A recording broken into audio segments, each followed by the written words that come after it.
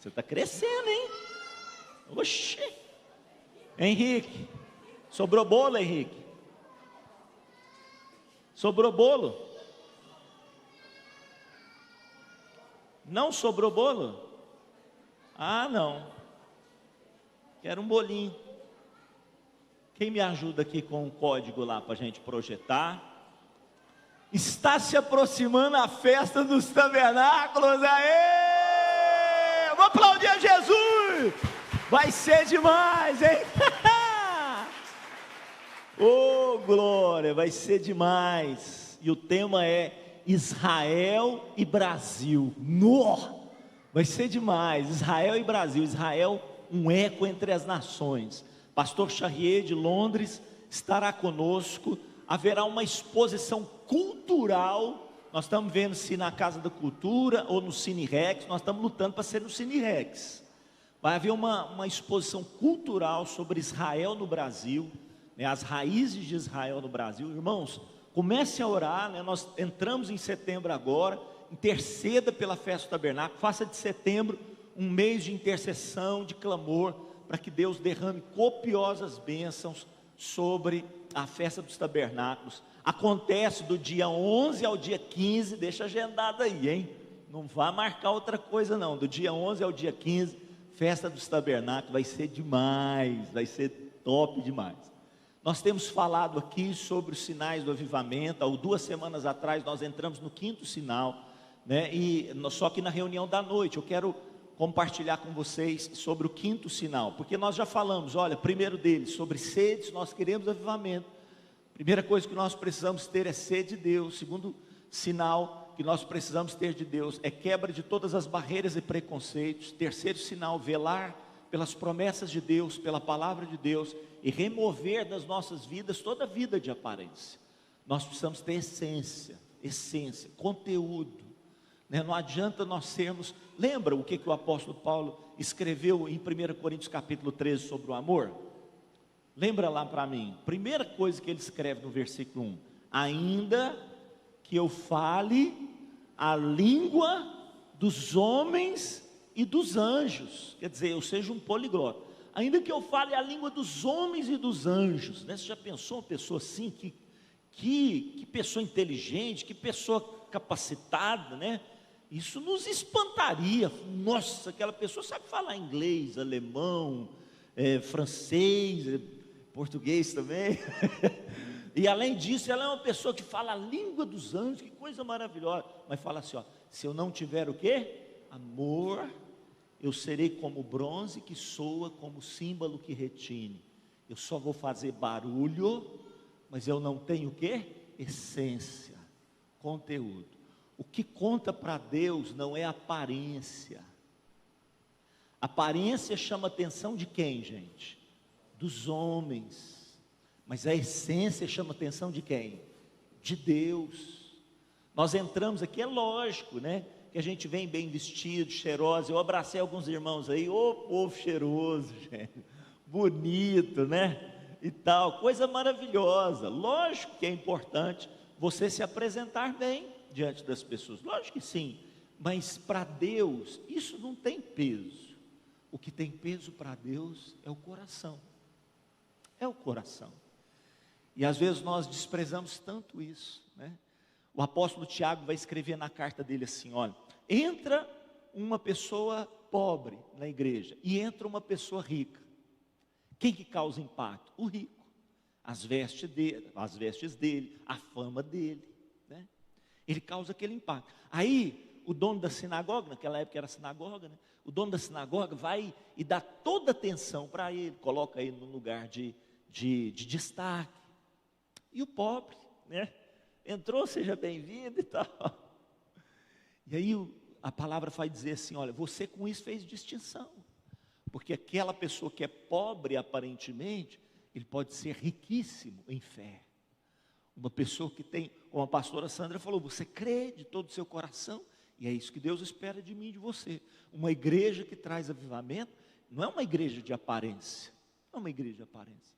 Lógico, nós queremos uma casa de Deus bonita, nós queremos uma casa de Deus limpinha, que coisa boa, chegar na casa de Deus, está limpinho, né? as coisas estão funcionando. Eu falei, Hugo, liga lá o ventilador que já deu uma esquentadinha, né?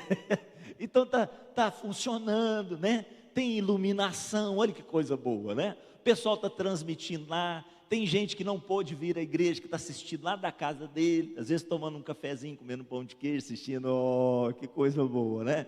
Que coisa boa. Nós estamos fazendo ali, irmãos, uma fachada para a igreja, né? Alguém chamou a nossa atenção, a Jefinha, ela me ligou, falou assim, pastor Carlinhos, eu fui aí aquele final de semana e vi muitas pessoas ali na praça, né? No Parque das Águas aqui, ó. E elas passavam e perguntavam, que dia que é o culto? Que dia que é o culto? Então nós vamos fazer uma fachada ali, colocar o dia do culto, né? O horário, vai ficar bonito. É bonito ou não é, irmãos? É bonito, é coisa boa, de qualidade, né? Nós precisamos preservar pelas coisas de Deus, ter zelo pelas coisas de Deus. Mas o que mais vale para Deus não é a aparência. O que mais vale para Deus é a essência. Talvez agora, nessa hora, aqui na cidade de Araguari, existe uma igreja que não chama atenção, de pessoas simples, uma igreja talvez que não tem uma fachada bonita, não tem cadeiras confortáveis como essa, não tem toda a estrutura de iluminação que nós temos, né? De projeção, de transmissão pelas mídias sociais, talvez não tenha nada disso. Mas tem homens e mulheres ali com o coração cheio da presença do Espírito Santo, que estão orando, que estão clamando. Quantos estão entendendo o que eu estou falando, irmão? Nós não podemos perder isso. Nós não podemos perder isso. A essência, né? Se nós queremos avivamento, Deus quer essência. Quantos querem um avivamento de Deus? Então Deus está falando para mim e para você, filho, então eu quero de você o quê? Essência. Eu não quero aparência, eu quero essência. E hoje eu queria falar um pouquinho sobre isso, o quinto sinal, quebrantamento e arrependimento. Já comecei a falar alguma coisa sobre quebrantamento. São duas coisas distintas. Quebrantamento é um momento. Quebrantamento é um momento. Arrependimento é uma constância. Grava isso no seu coração. Quebrantamento é um momento chave, é uma visitação de Deus na minha vida e na sua vida, que gera um momento em que nos quebra por dentro. Por exemplo, quando o profeta Natan chegou para Davi, que estava lá em pecado, em adultério, né? E pensando, e tampando o sol com a peneira, e pensando que está tudo bem, e vivendo de aparência, sim ou não? Vivendo de aparência e não de essência. E o profeta Natan chega para ele e conta a história daquela pessoa que tomou a ovelha daquela pessoa pobre, sendo que ela era uma pessoa riquíssima, e matou a única ovelha dele. E Davi naquele momento ficou irado, falou, como que esse homem pode fazer isso? E Natan vira para ele e fala, Davi, esse homem é você. Naquele momento Davi se jogou no chão, irmãos, porque Deus o visitou com o quê? Quebrantamento. É um momento. Quantos estão entendendo o que eu estou falando? Então, quero falar um pouquinho com vocês sobre quebrantamento. O que é quebrantamento? Quebrantamento é aquilo que sofreu uma quebra ou uma ruptura. Quer dizer, estava inteiro, mas sofreu uma quebra. Pastor, Deus quer nos quebrar? Sim. Por que Deus quer nos quebrar? Olha só. Por exemplo, isso aconteceu na passagem que nós estamos falando, quando Jesus confronta aquela mulher, ao invés dela falar assim, você não tem nada a ver com isso, você não tem nada a ver com a minha vida, porque Jesus falou assim, ó, você não tem marido mesmo não, porque você já teve 5 maridos, o que você tem agora não é seu, é de outra pessoa. Quando Jesus falou isso para ela, ela podia virar para Jesus e falou assim, o senhor não tem nada a ver com a minha vida, que ela não sabia ainda que era Jesus, né? O senhor não tem nada a ver com a minha vida, quem te contou? Tem gente assim, irmãos. Às vezes Deus traz uma palavra de conhecimento na igreja, a pessoa ao invés de se quebrantar, porque Deus está falando com ela, filho, você está no erro, sai daí. Ao invés de se quebrantar, fala assim, quem que contou isso aí para o pastor? Quem que contou isso aí para fulano e ciclano? Estão falando da minha vida. E continuou com um coração duro, enrijecido. Quando Jesus confrontou essa mulher, ela virou para Jesus e falou assim, vejo que és profeta. Ela não tinha revelação que Jesus ainda era o Messias, mas ela reconheceu, vejo que tu és um homem de Deus, tu és um profeta, tu és um homem de Deus. Tudo que o Senhor falou está certo. Quer dizer, ela reconheceu, ela teve quebrantamento no seu coração. Então, por que nós precisamos de quebrantamento? Porque o pecado não só nos contaminou, né? Ele não só nos contaminou, como ele fez o que conosco, irmãos? Ele endureceu nosso coração. Então pensa, Jeremias não fala que Deus é como oleiro? Capítulo 18, né? Deus revelou para Jeremias que Deus é como um oleiro. E que nós, fala lá da nação de Israel, que nós somos como a argila, como o barro. Então pensa comigo, né? Eu não sei se você já viu um oleiro fazer um vaso. Quem já viu um oleiro fazer um vaso? Ainda que seja de vídeo, hoje está tão fácil na internet, né? Quem já viu um oleiro fazendo um vaso? Olha aí, muitas pessoas. Então tá, se você não viu, procura ver, muito interessante. Como que o barro e a argila precisam estar? Como é que eles precisam estar? Moles. Se tiver duro, tem jeito dele trabalhar? Tem jeito. Então o pecado, ele fez isso conosco. Adão e Eva estavam prontos? Não. Deus os formou, né? Eles foram criados do barro. Veja que eles são argila, eles foram criados do barro. Deus os formou sua imagem e semelhança, soprou neles o Espírito, se tornaram alma vivente. Mas todos os dias Deus vinha visitá-los, para quê? Para formar aquele vaso lindo e maravilhoso. Deus transferia para Adão e Eva do seu caráter, da sua essência. Era uma constância. Era uma constância. Até um dia que entrou o pecado. O que aconteceu com o coração do homem? Ficou endurecido. Vocês estão entendendo? Então ficou endurecido. O coração do homem, quando é contaminado pelo pecado, é endurecido. E aí o oleiro não consegue trabalhar com aquilo que está endurecido. O que precisa, pastor Carlos? Precisa ser quebrantado. Precisa virar argila de novo, né? Então a Bíblia vai falar muito sobre isso, sobre o quê? Sobre dura cerviz, dureza de coração, né? Um coração de pedra. Quantas vezes Deus chamando atenção. E o que significa isso? Significa orgulho, obstinação, rebeldia, insensibilidade, incredulidade, perversão, coração perverso. Hebreus vai falar sobre isso. O coração incrédulo de vocês é um coração perverso. Às vezes você olha no espelho e fala assim, não, mas que homem bacana, o pastor Horácio, né? Olha no espelho e fala, bacana, não, mas que isso? Pastor Horácio, irmãos, é um pouco narcisista, não é verdade, né? Ele fica se admirando, fala, não, mas você está bonito demais, muito bacana. E mal sabemos nós, que muitas vezes nós somos perversos. Olha, irmãos, às vezes nós somos perversos, nem sabemos. A gente pensa assim, não, eu sou uma pessoa tão bacana, mas a Bíblia diz assim, muitas vezes eu e você temos um coração o quê? Coração perverso. Meu Deus do céu, o coração perverso. Quantas vezes eu já me assustei comigo mesmo, né? Pensando em algumas coisas, né? Alguém fez alguma coisa comigo, dava aquela ira, aquela vontade de dar lá uns coros, uns tapas. Aí depois o Espírito Santo fala, o que é isso? Nossa, eu levava aquele susto.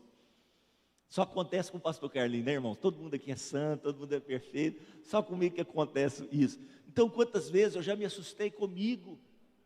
Meu Deus do céu, que coração é esse, né? Que coração é esse? Então, pastor Carlinhos, como é que eu sei que o meu coração é um coração perverso, um coração endurecido? Alguns sinais. Olha só, quando nós nos justificamos demais. Alguém chega para você, esses dias eu temei com o pastor El, não sei o que foi, pastor El, lá no negócio do encontro. Temei com ele, falei assim, não tinha. Ele falou, tinha. E não tinha. Ele falou, tinha. Aí eu fui tão teimoso, irmãos, que ele teve que ligar para o irmão. Falei, irmão, tinha ou não tinha? O irmão falou, tinha. Nossa, que vergonha.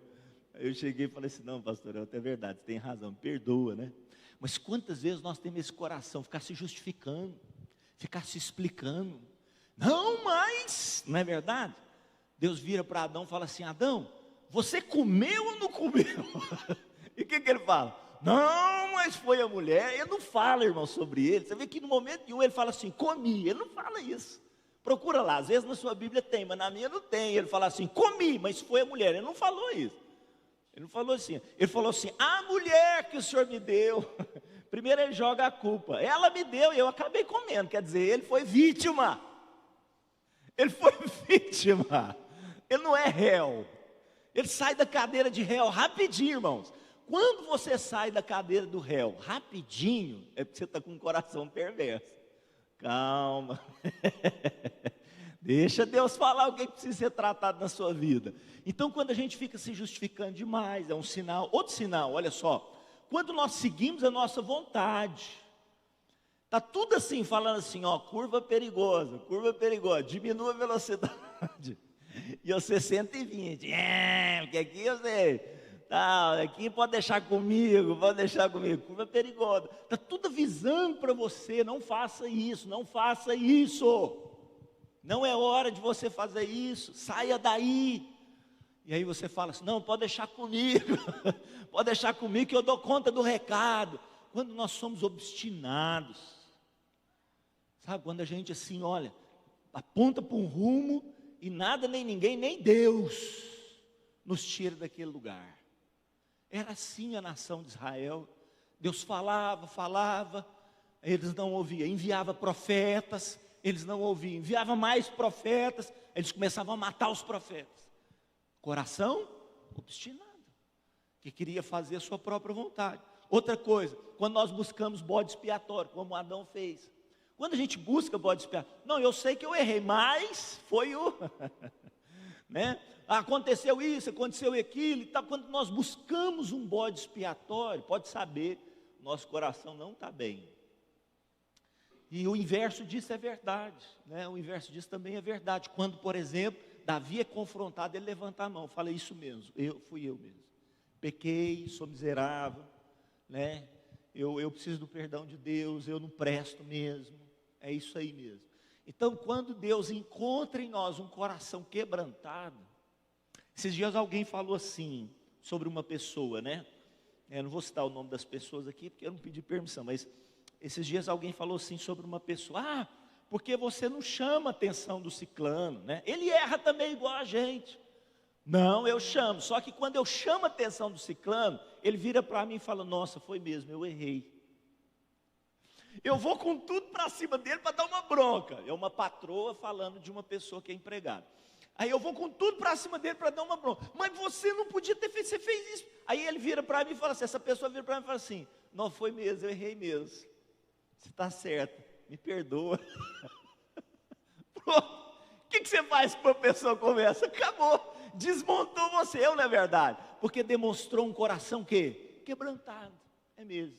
Fiz isso, me perdoa, né? Me dá uma outra chance. Deixa eu fazer de novo. Quer dizer, você não tem. Agora, você vai dar uma bronca para alguém, a pessoa já fecha a cara para você, olha o Caim. É o meu Caim, irmãos. Deus deu uma bronca no Caim, o que ele fez? Começa a brigar com você. Difícil. E a maioria de nós somos assim, né? Quantas vezes, meu Deus do céu, a Sandra é uma santa mulher de Deus, né? Vai para o céu assim, ó, sem pagar pedágio. Porque quantas vezes, né, ela teve que me suportar nessa obstinação, nessa questão assim, ó, não, mas foi por causa disso, daquilo. Quantas vezes a gente quer se explicar demais, busca um bode expiatório. Então, irmãos, precisamos refletir. Nossos pecados nos separam de Deus, mas a dureza de coração faz o quê? Afasta Deus de nós. Irmãos, uma coisa é eu me afastar de Deus, já é triste isso. Outra coisa é Deus o quê? Deus se afastar de nós. Mas como é que você sabe isso, pastor Carlinhos? Eu sei disso, porque a Bíblia diz assim, ó, o Senhor está perto de quem? Ah lá, Ele está perto de quem? De quem tem o coração quebrantado.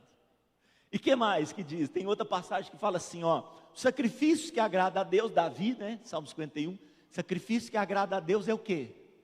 Um espírito quebrantado, e um coração quebrantado e contrito, o que Deus faz? Ele não despreza, Ele aprecia, Ele se aproxima. Então inverte isso, inverte para você ver, vamos inverter lá, ó, o coração endurecido, o Senhor está o quê então? O Senhor está longe.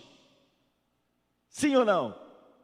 O Senhor está longe de quem tem um coração endurecido, né? Sacrifícios que desagradam a Deus, sacrifícios que desagradam a Deus, um espírito que endurecido, um coração endurecido. Deus, né, um coração endurecido, de dura cerviz, de pedra, o Senhor desprezará, não vai aceitar, não aceita. Deus não está aceitando, não é a pessoa, rejeitando a pessoa, mas o coração, a atitude dela.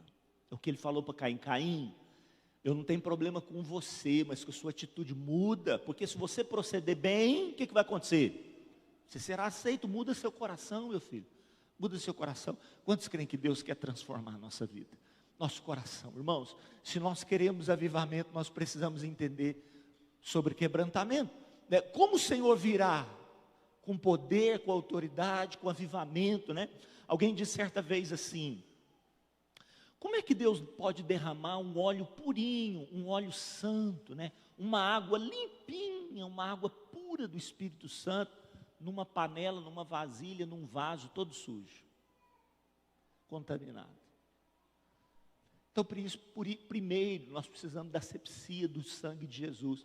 E o sangue de Jesus só vem quando nós fazemos o quê? Confessamos, abrimos, tiramos a tampa do vaso, tiramos a pedra do sepulcro. Ah, mas está fedendo. Mas se não tirar, não tem ressurreição. Se não tirar, o Lázaro não ressuscita. Então, como que Deus virá a nós? Se somos de dura cerviz, se nunca reconhecemos que estamos errados, se sempre nos justificamos, para nós sempre o outro é que está errado, que falhou, buscamos sempre fazer nossa própria vontade, rasgamos. Lembra de Joel?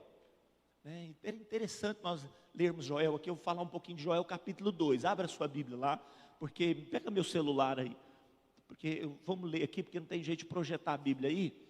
Joel capítulo 2, o que é isso, pastor Carlinhos? Rasgar o coração e não as vestes. O que é isso? Porque rasgar o coração, rasgar as vestes, é a aparência. Quantas vezes a gente faz um show, né? Ah, Deus, e ora aquelas orações assim que parece, nossa, esse aí está quebrantado, mas lá dentro nada. Deus, irmãos, o choro é importante, mas não é o choro em si que impressiona Deus, é o coração. Será que esse choro é sincero? Às vezes uma pessoa séria, quietinha no canto dele ali, está sendo mais quebrantado do que aquela pessoa, sabe, que grita e tal, rola no chão para lá e para cá. Não estou dizendo que uma pessoa que recebe uma visitação de Deus, que às vezes, sabe, se derrama assim no chão, que aquilo não é de Deus, não. Muitas vezes nós não aguentamos tanta visitação, isso acontece, mas essa aparência externa, não é o resultado final. Deus está vendo o coração. E às vezes uma pessoa ali quietinha, tá, né, parece que nem entendeu direito a palavra. Às vezes ela está recebendo aquela palavra com tanta força, com tanta abertura de coração, que ela está recebendo uma visitação de Deus. Ela está rasgando não as vestes dela, a aparência, mas ela está rasgando o seu coração. Olha só, Joel 2, vamos abrir lá, Joel 2. Joel está diante de um desafio muito grande, só para a gente contextualizar. Capítulo 1 de Joel, vem uma maldição terrível sobre a nação, caracterizada pela praga dos gafanhotos. 4 tipos de gafanhotos, fala ali, né? Devorador, migrador, cortador, destruidor. 4 tipos de gafanhotos que vêm sobre a nação, destruindo, arrebentando. E Deus falando: vocês se desviaram de mim, vocês me abandonaram, vocês foram para os vossos ídolos. E aí haverá um grande exército que virá contra vocês, trazendo essa destruição, que fala desses gafanhotos. Aí o capítulo 2 continua falando do verso 1 ao verso 11, sobre isso, que é a visitação do juízo de Deus, o dia do Senhor.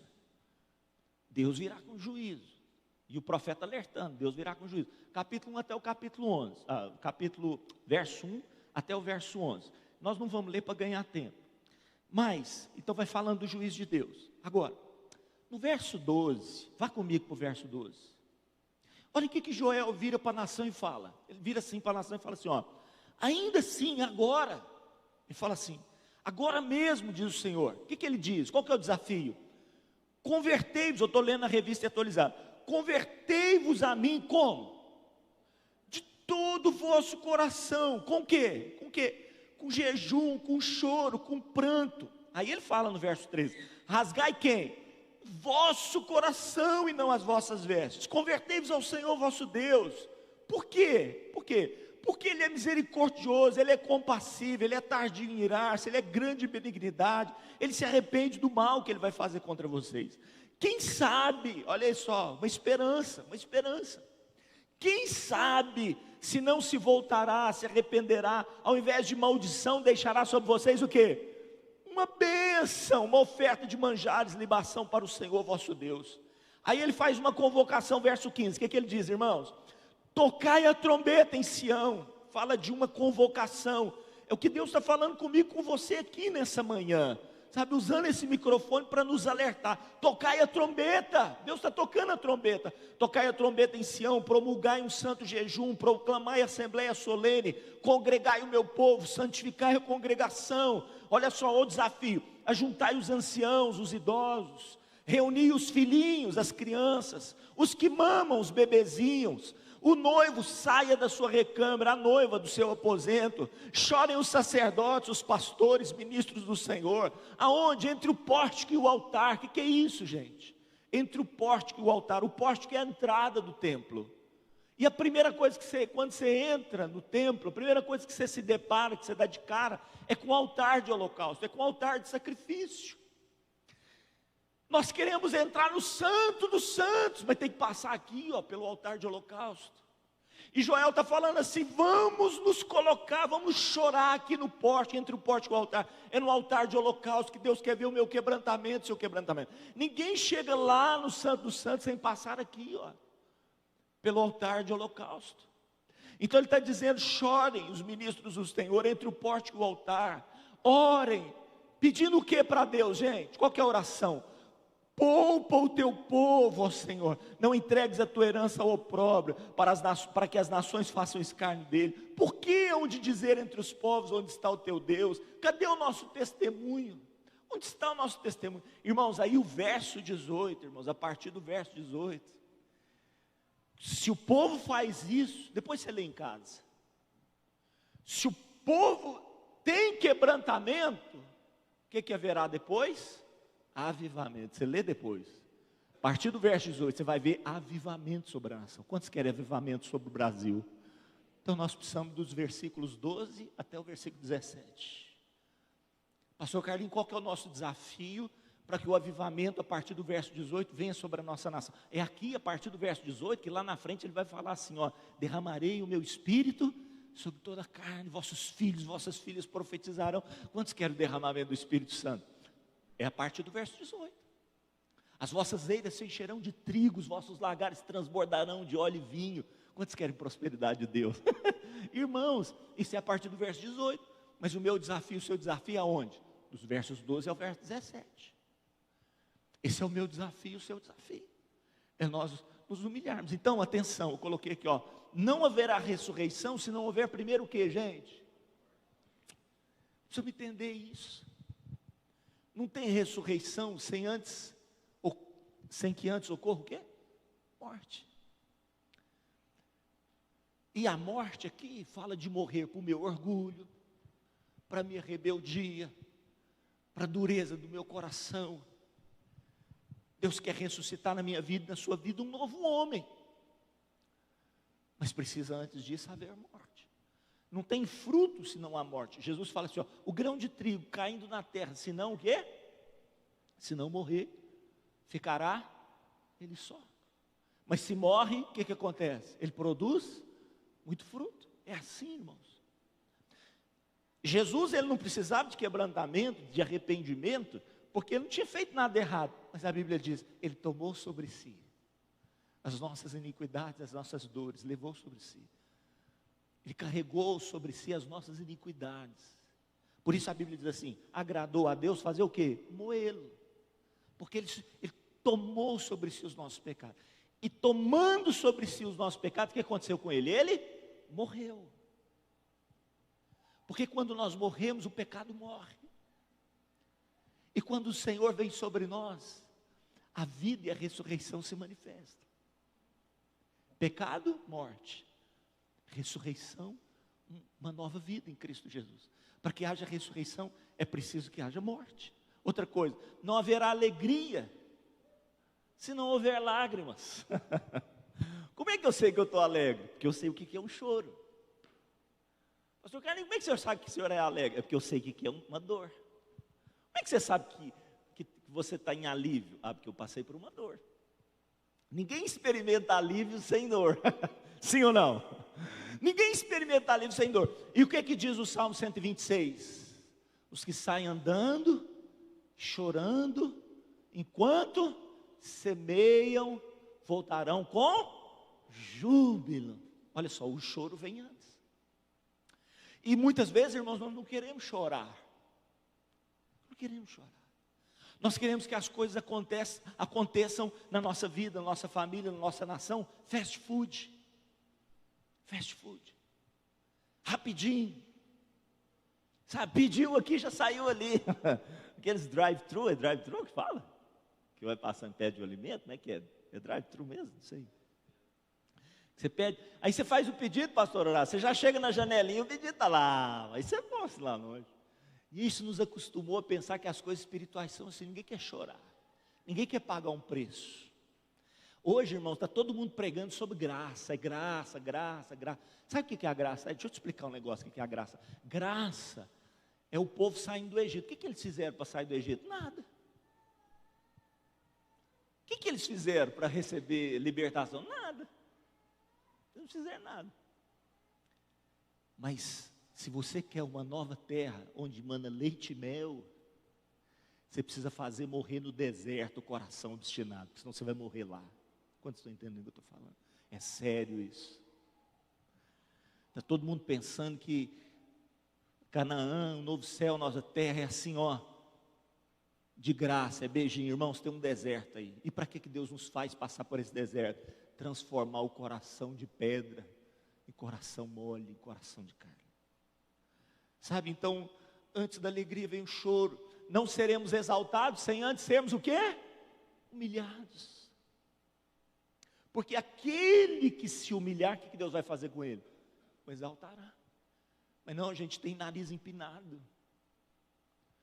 Veja Daniel, irmãos, Daniel, o povo está tudo no cativeiro, está tudo preso. A promessa se cumpriu, 70 anos se cumpriram. O que ele fez? Ele deu uma de, não vou falar o nome da igreja não, falou assim, o senhor tem que fazer, está escrito. Está aqui, ó, o senhor falou, agora o senhor faz. Estou mandando, hein, Deus? Tem gente assim, irmãos, arrogante com o Senhor. Não, a Bíblia diz que ele começou a entrar em jejum, em oração, e começou, Senhor, tem misericórdia de nós. Capítulo 9 de Daniel, ele lê que as promessas já tinham se cumprido, 70 anos, ao invés dele falar assim, Deus, ó, 70 anos se cumpriu aqui, ó, tira a gente desse cativeiro. Não, a Bíblia diz que ele entrou num jejum, uma oração, num choro. Ele começou a dizer assim, Deus, nós pecamos, a nossa nação inteira pecou. Irmão, se tem um homem que é justo na Bíblia, o nome dele é Daniel. E ele falou assim, ó, eu fico com vergonha, porque ele trouxe toda a vergonha da nação para ele mesmo. Irmãos, nós queremos ser exaltados, mas nós não queremos ser humilhados. Queremos ser humilhados. Está todo mundo com o joelhinho limpinho demais, roupinha limpinha demais. Nós precisamos botar a boca no pó esses dias, irmãos. Quantos querem uma nação salva, restaurada? Vamos chorar. Sabe, até que Deus nos ouça. Até que Deus nos ouça e nos exalte. Não haverá avivamento sem que haja o quê? Quebrantamento. Cadê o pessoal do louvor? Próxima palavra nós vamos falar de arrependimento. É diferente. Quebrantamento é diferente de arrependimento. Quebrantamento é um momento. Quebrantamento é Deus falando para mim e para você, saia do seu aposento agora, vem para cá, chora. Quebrantamento é um momento de dor, um momento de entrega, um momento de renúncia. É o momento do filho pródigo caindo em si e fala, pequei. Esse é o quebrantamento, pequei, eu errei mesmo. Arrependimento é o passo a passo quando o filho pródigo vai voltando para casa. Esse é arrependimento, vocês estão entendendo? Quebrantamento é o momento, é aquele choro que ele tem e falar assim, o que é isso que eu fiz comigo mesmo? De sair da casa do meu pai, comer comida de porcos, o que é isso? Aquele choro, aquela contrição. Arrependimento é levantar-se do chão e tomar o caminho inverso. Isso é arrependimento. Dia após dia, o caminho inverso. Aquele que mentia, não mente mais. Começa a falar a verdade. Aquele que era bruto, sem educação, se torna manso e abençoador. Aquele que extorquia as pessoas, tirava proveito das pessoas, agora se torna um exímio trabalhador, prospera, e ao invés de tirar das pessoas, ele abençoa. Isso é arrependimento. Quantos estão entendendo? Próxima vez nós vamos falar sobre isso. Fique de pé, vamos orar nessa manhã, em nome de Jesus. Deus quer trazer sobre nós uma unção de quebrantamento nesses dias. Sabe, eu queria que você pegasse a sua Bíblia na mão, se possível, mais uma vez. E Nós vamos ler Joel capítulo 2, dos versos 12 a 17, desafio de Deus para nós aqui. Esse é um desafio agora. Um dia nós vamos experimentar dos versos 18 em diante, mas a nossa nação está precisando que nós entremos agora dos versos 12 até o verso 17. Eu quero ler, eu quero que você, entre nesse desafio de Deus para a sua vida. E olha, vou ler aqui na revista atualizada, você acompanhe comigo aí, em nome de Jesus. A partir do verso 12. A partir do verso 12. Ainda assim, o Senhor está dizendo para mim e para você.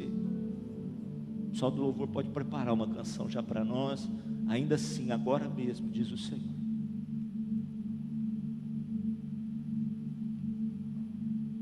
Deus está falando para mim e para você. Filho, filha, pode deixar o fundo da música, da canção que vocês vão tocar, pode deixar. A Bíblia diz que o tangedor começou a tocar a canção e o Espírito Santo veio. Então, me ajuda aí, carta escrita. Em nome de Jesus, deixa a unção de Deus vir sobre a sua vida nessa manhã. Deixa a unção do tangedor vir sobre a sua vida nessa manhã. O Senhor está dizendo para mim e para você, filho, filha, convertei-vos, voltai, vem para cá. A palavra converter significa volta para mim, volta para mim. Convertei-vos a mim de todo o vosso coração, com jejuns. É tempo de nós jejuarmos, irmãos. É tempo de nós separarmos jejuns, com choro, pranto. Deus está dizendo para mim e para você, filho, rasga o vosso coração, e não só as vossas vestes, rasga o coração, dilacera o seu coração nesses dias, e converta-se a mim, ao Senhor vosso Deus, porque Ele é o que para mim e para você? Misericordioso, Ele é bom, Ele é compassivo, Ele é tardio em irar-se. Deus tem muita paciência, irmãos. Ele é grande em benignidade, Ele se arrepende do mal. Quem sabe, eu creio, você crê? Eu creio, quem sabe, ao invés de maldição, Ele se voltará, se arrependerá e deixará sobre nós uma bênção, uma oferta de manjares, libação, preciosidade sobre a minha vida e sobre a sua vida, para o Senhor vosso Deus. Tocai a trombeta em Sião, deixa essa trombeta entrar nos seus ouvidos, entrar no seu coração. Tocai a trombeta em Sião, promulgai um santo jejum, proclamai a assembleia solene, congregai o povo, santificai a congregação, ajuntai os anciãos, reuni os filhinhos, os que mamam, sai o noivo da sua recâmara, a noiva do seu aposento. Chorem, pastores, chorem, líderes de células, chorem, discipuladores, sacerdotes, ministros do Senhor, intercessores, chorem entre o pórtico, o altar, diante do altar de Deus, e ora pedindo para Deus o que? Poupa, Senhor, o teu povo, poupa a nossa cidade de Araguari, poupa o nosso estado de Minas Gerais, poupa a nação brasileira, poupa a nossa geração, meu Deus. Não vem agora, porque senão vai ter muito juízo de Deus. Está todo mundo dizendo, vem Jesus, lógico, eu quero que Jesus venha, mas se Ele vier agora, muita pessoa vai para o inferno. É muita gente que vai para o inferno. Então nós precisamos orar e pedir, Deus, poupa, Pai, poupa o teu povo ao Senhor. Não entregue a tua herança ao opróbrio, à vergonha, para que as nações façam escárnio dele. Porque onde dizer entre os povos, onde está o teu Deus? Onde está o teu Deus? É tempo de quebrantamento, é tempo de choro, é tempo de arrependimento. O Evangelho começa assim, irmãos: arrependei-vos, porque está próximo o reino dos céus. Você quer o reino de Deus? Antes do reino, arrependimento. Coloca a mão no teu coração, deixa o Espírito Santo ministrar sobre a sua vida nessa canção. Deixa Deus ministrar o teu coração. Se você tiver liberdade, vem cá para frente, ajoelhe-se aqui diante do Senhor. Vamos ter esse tempo de quebrantamento, de choro, dizer, Deus, poupa minha vida, poupa minha vida, miserável homem que sou. Davi, estou aqui, Senhor, olha só, Não quero aparência. Não quero aparência. Eu quero essência. Eu quero essência. Eu quero essência. Eu quero essência. Fala com o Senhor. Meu Deus do céu. Essência, essência, essência.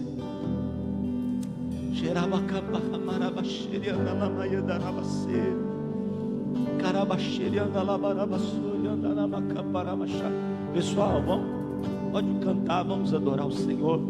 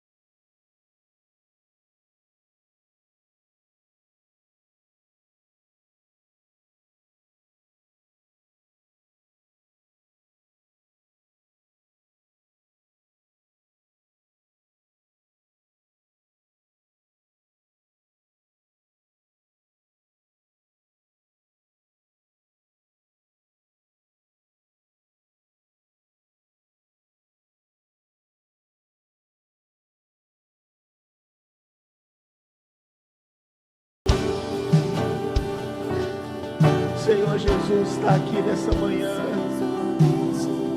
O que foi quebrantado primeiro, o que foi quebrado primeiro está aqui nessa manhã. Ele sabe o que é padecer, Ele sabe o que é padecer, Ele sabe o que é sofrer. Oh Espírito Santo, faz de nós intercessores. E as lutas vêm tentando me afastar. Intercessores da nossa nação. Frieza, escuridão procuram me cegar. Espírito Santo, mas eu não vou desistir. Ajuda, Senhor, ajuda, Pai. Senhor, eu quero permanecer. ajuda-nos, Pai. Derrama sobre a nossa nação, meu Deus, quebrantamento, arrependimento, de norte a sul, de leste a oeste. Somos uma nação, Senhor, envergonhada, uma nação em guerra, em disputa, uma nação separada, uma nação dividida, uma nação que tem proclamado leis, promovido leis que matam crianças, que abortam crianças. Nós, Senhor, temos sido uma nação, meu Pai, que tem tido orgulho do pecado. A gente sai às ruas proclamando o orgulho ao pecado.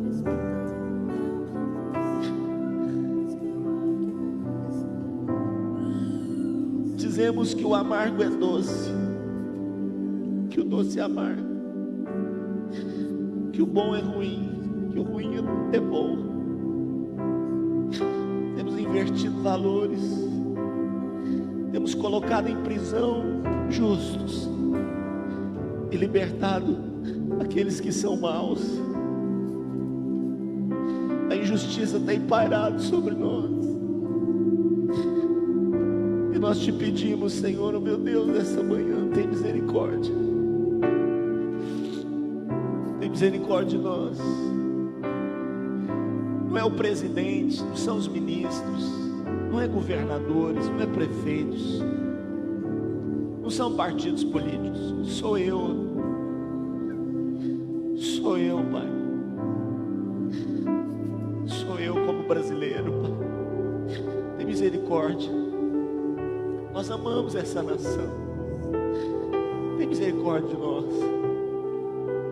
Não envia os anjos com maldições, não. Maldições apocalípticas sobre a nossa nação. Deus, não permita. Derrama sobre nós a promessa do profeta Joel. Nos últimos dias do Senhor derramarei meu espírito sobre toda a carne. Vossos filhos e vossas filhas profetizarão, vossos jovens terão visão, sonharão os vossos velhos.